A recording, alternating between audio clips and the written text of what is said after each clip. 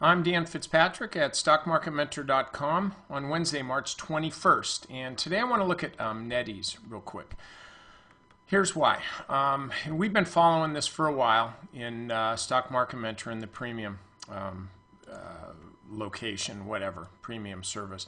But look, this is like one big ugly cup and handle. It's kind of the type of cup and handle that your kid made at in arts and crafts in summer camp. Not particularly good. You know he's not particularly talented, but still, here's the deal. We've just had one big long bowl here with a lot of zigzags, but generally speaking, the thing is now making higher lows, higher highs. This little pullback, it's all good, right? But what do you do with this thing? You can see how far extended it is above the 50-day moving average, like really extended. Same thing above the 200-day moving average. Now you can look back and see that it got far extended below the 200-day moving average and below the 50-day moving average back here, and it snapped back. Now, the difference is that this is a base, this is a long base. The stock's just kind of gotten started. You want to know what that really looks like on a weekly chart? Bring it to me. Come on, you can do it. There you go. This is what it looks like. We've got kind of this, you know, this really high base. In fact, check this out. How about that? Siamese twins. Two continuation inverse head and shoulder patterns. Yes, ladies and gentlemen, there is such a thing as a continued head and shoulder pattern, and this is what it is.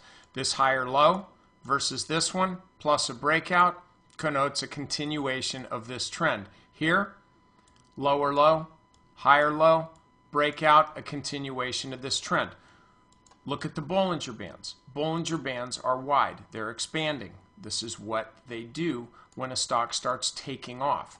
So that's what we've got here is a stock that's taking off. But here's the thing, and I've seen a lot of traders struggling with this a bit today. This is not that. And what I mean is the market's in a different place than it was a month ago. You have to understand that you can't just go buying a stock that's moving higher and think that that it entitles you to money.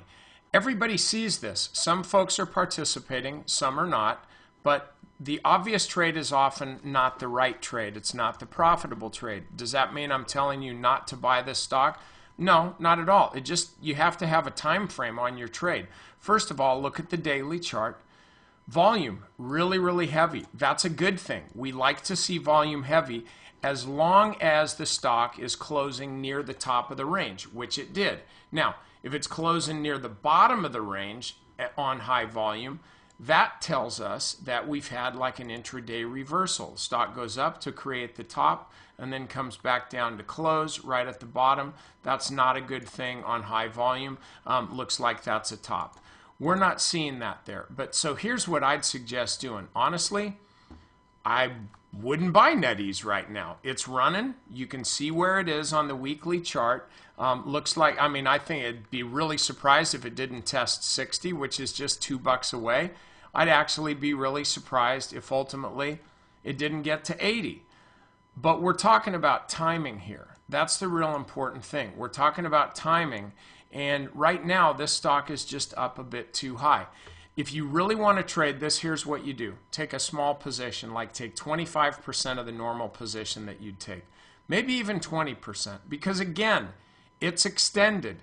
And buying it now is not the same as having bought it back here.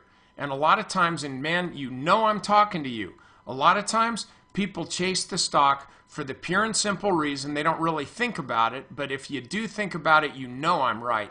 For the pure and simple reason that you want to own the stock because it's already made such a big move and you feel good having it in your portfolio. The only problem is you didn't have it in your portfolio when the stock made the big move. So what have you wound up doing?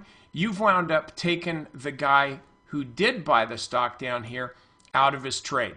He says, thank you very much, really appreciate it. He books the profit, you buy the stock at a premium as opposed to a discount. So if you got to make this trade, if you got to be long, if you got the can't help it, go ahead and take a small position, but be ready to take more when the stock pulls back. And I think inevitably, maybe not tomorrow, maybe not the next day, but inevitably this stock is going to pull back, and that's when you want to pull the trigger on NTES.